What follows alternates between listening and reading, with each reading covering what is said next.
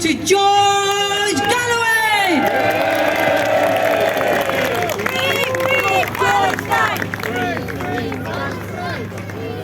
Bismillah ar-Rahman ar-Rahim. Brothers, sisters, Assalamu alaikum wa rahmatullahi wa barakatuh. I'm truly humbled by so many of the things that have been said here today. Yes, about me and my work over half a century. Don't tell my wife, she thinks I'm 45. Above all, our brother, the doctor from Gaza, with more names on the back of his flag than you were able to count. The names of his murdered family members in Gaza. And he's here amongst us in Rochdale and on this platform today. We've heard such powerful words about the Palestinian children. All 6 of my children are here today. 3 boys, 3 girls. Several of my grandchildren are here today. It's a big posse, but if you think about it, there are families in Gaza who've had larger families than mine, wiped out in an instant, eviscerated, turned into shreds in front of the eyes of their parents. Parents burying their children when it is children who should bury eventually, after a long life, their parents. As Shanaz said, I myself have also been present at many births. Everybody here who has, and especially every woman here who has given birth, knows the difficulties of labor. Imagine the agony, not just of the mothers, but their mothers, their husbands, as 20,000 children have been born in Gaza, mashallah, in the last 127 days. They are never going to wipe out the Palestinian people. We will not allow them to wipe out the Palestinian people. God will not allow them to wipe out the Palestinian people. But the suffering has been immense. 30,000 dead, 70% of them women and children. Imagine 10,000 children annihilated in 127 days. And to add insult to that injury, that ocean of injuries, that ocean of blood, our politicians have been cheering it on from the sidelines, have been apologizing for it, have been explaining it, and above all have been arming it and funding it and voting for it in the United Nations, giving diplomatic, political, and yes, sorry, Brother Shafiq, media support to it, calling the victims the terrorists and the terrorists the victims, turning language on its head, inverting logic inside out. These criminals are every bit as guilty as those pulling the triggers, dropping the bombs, firing the rockets, dropping the shells from land, sea and air, because Israel would not be able to commit these crimes if it did not have the support of these hypocrite Western politicians. So many have died in Gaza. More than ever, I've been in this cause for more than 50 years. In Gaza, over and over and over again, I've seen many massacres, many crimes. But I've never seen anything quite like this. And of all the stories, we could talk for days about them. The story of little Hind in Gaza is for me the most poignant, not just because I have children exactly her age, who look exactly like her, who wear exactly the same funny ears, who love unicorns just like her, but because of the particular cruelty of her death, even in this sea of misery that is Gaza. This little girl lived all of her life, every day of her life, under a brutal siege, on the verge of hunger all the time, with no proper medical care all the time, lacking in the material things all the time, all of her life. And she suffered until her very last breath, in a car, with her dead family, on a phone, begging someone to come and rescue her.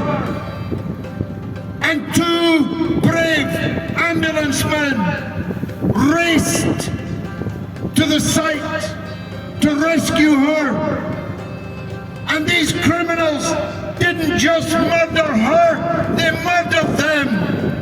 And for 12 days, Hind lay dead in a car with all of her family, decomposing, dogs and cats eating the bodies of the murdered people of Hind's family.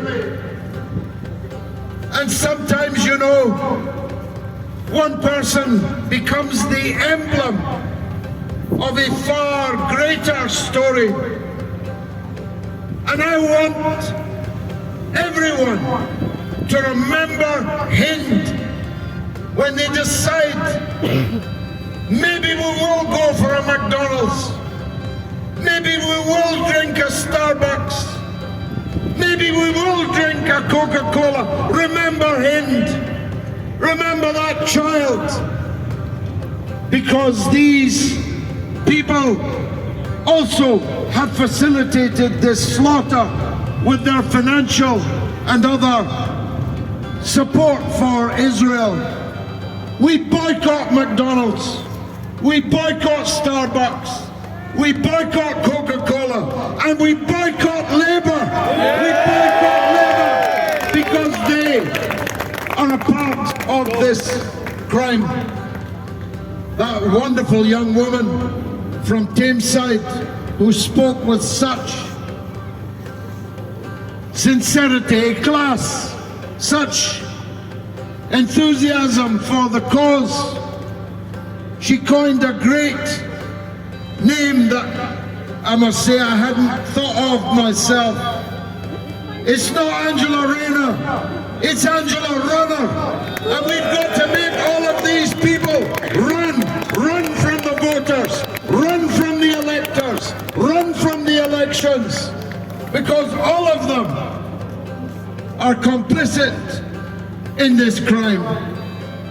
Now there's an apology doing the rounds on the mass media this morning. I must say, even by the standards of apologies, I've never seen anything quite like that apology. Groveling, his knees must be sore. It's the most groveling apology to Israel, to Zionism, and to the criminals that I have ever seen. But we here, and we in the Workers' Party, and you here, all of you in Rochdale, we have nothing to apologize for. And by the way, we're not just calling for a ceasefire. A ceasefire is necessary, but not sufficient. Shafiq and I have seen many ceasefires, only for the fire to begin again. We're not just calling for a ceasefire. We're calling for victory to the Palestinian people in their struggle to be free. And we will do anything, everything to assist them in that struggle. We need to boycott Israel. Britain needs to boycott Israel. We need to stop selling arms to Israel. We need to stop using our airplanes flying out of our airbase in Cyprus. Who knew we still had territory in Cyprus? But we're flying intelligence flights from Akrotiri in Cyprus over Gaza to help these criminals identify targets so that they can rain down death and destruction upon them. And we need to hunt democratically, peacefully, electorally, politically. We need to hunt these labor war criminals everywhere they go. They should be confronted in the way that Tameside confronted them today. We have nothing to apologize for. We stand here in Rochdale today proudly with our songs, our flags, our placards, our children as witness to our commitment. We will never rest until from the river to the sea, Palestine will be free. From the river to the sea, Palestine will be free. In our thousands, in our millions, we are all Palestinians. In our thousands, in our millions, we are all Palestinians. Long live Palestine, long live Rochdale, and may all of you continue this fight in every way that you can, on every protest, in every ballot box. I say to the Rochdale Community Alliance, who very kindly endorsed me today, I'm endorsing them. Let's have a clean sweep at the local elections in May. Let's remove all of these collaborating councillors and replace them with genuine and decent people of integrity. I hope my children are not walking out. Was it something I said? I thank you from the bottom of my heart for those who have, in front of my children, endorsed me today. There's a very good crowd here today. There's a very excellent number of you here today. But there are 70,000 voters in Rochdale. And we have to, as Shafiq said, we have to make sure each one of us gets 10 others to the polling place on the 29th of this month. And can you imagine me making this speech for you on the floor of the House of Commons the week after that? Can you imagine? Can you imagine how they'll feel seeing me walking through that door, carrying your mandate, speaking for you? I'll make the whole place quake. They'll be quaking in their shoes.